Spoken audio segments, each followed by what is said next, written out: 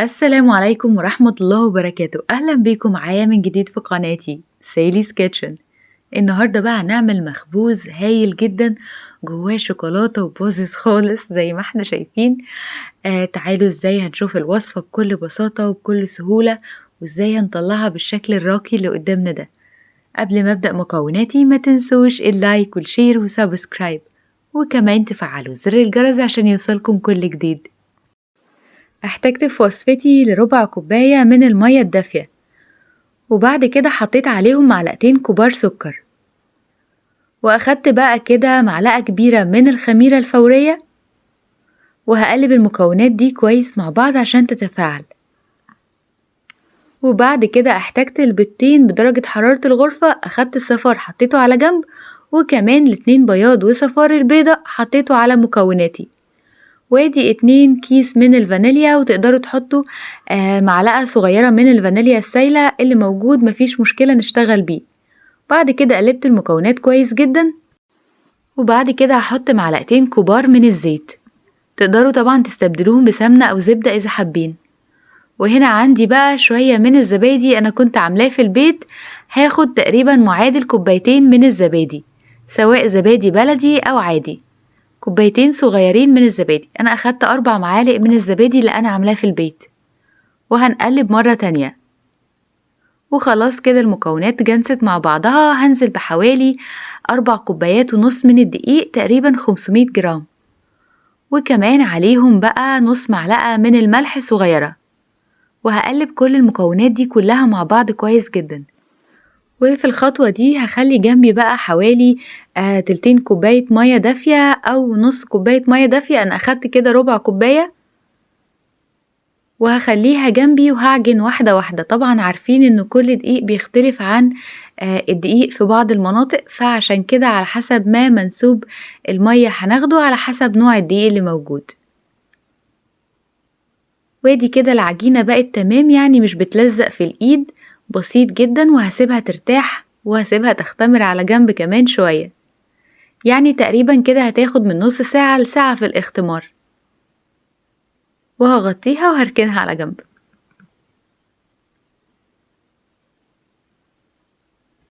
وبعد مرور نص ساعة العجينة اختمرت لان الجو كان حار طبعا. وادي بقى الشكل زي ما احنا شايفين. هنبدأ ان احنا نشيل الستريتش راب، تقدري تغطيها باي غطا مفيش مشكلة، المهم ان الهواء ما يدخلهاش. ونزلت بيها بقى على المفرش، وهنبدأ ان احنا نشكل العجينة بتاعتي.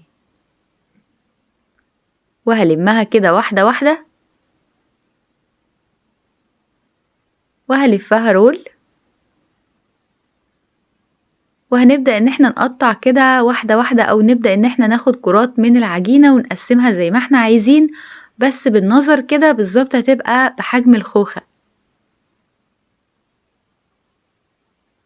وادي الكرة اللي موجودة عندي، والكرة كمان. حابين تشتغلوا بالميزان مفيش اي مشكلة، عايزين تشتغلوا كده بالنظر عادي جدا. وادي كمية الكرات اللي انا عملتها. بعد كده حطيت عليها الفوطة علشان الوش بتاعها ما ينشفش.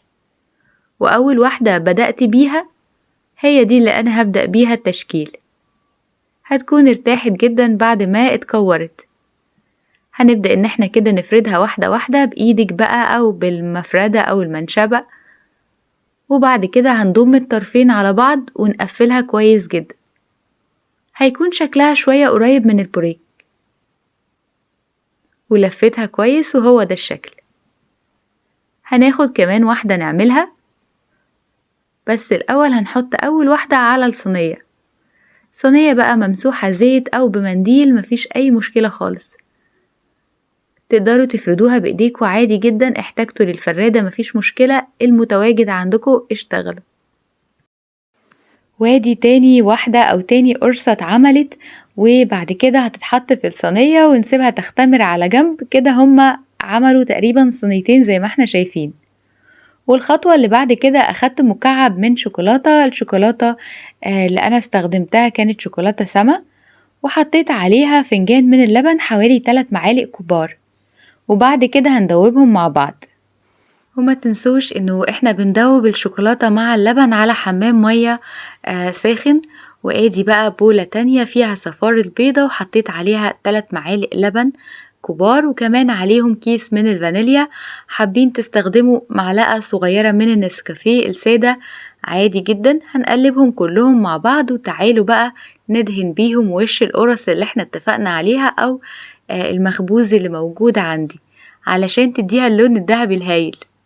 وفي الخطوة دي أنا كنت مولعة الفرن مدة 10 دقايق قبل دخول المخبوز اللي عندي على درجة حرارة 200.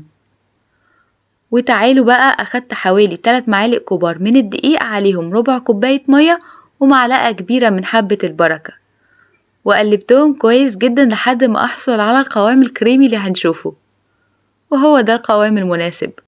وبعد كده هحطها في كيس الحلواني بالبلبلة اللي هي ما بتكونش فيها أشكال، وهنحط الخليط جوه كيس الحلواني. بس البلبلة دي بصراحة ما ساعدتنيش كويس في ان انا ارسم الخطوط على المخبوز اللي عندي، لانه حبة البركة كانت بتقف فيها فما كانتش سهلة جدا معايا. فاضطريت ان انا اغير شكل البلبلة بتاعة كيس الحلواني واعمل بقى الخطوط اللي انا عايزاها. وكده بعمل خطوط بالطول. وتعالوا نعمل بقى الشكل الزجزاج التاني، زجزاج بسيط جدا. عايزة اقولكوا الشكل ده هو اللي بيعمل الشكل اللي احنا شفناه في المخبوز في الاول خالص.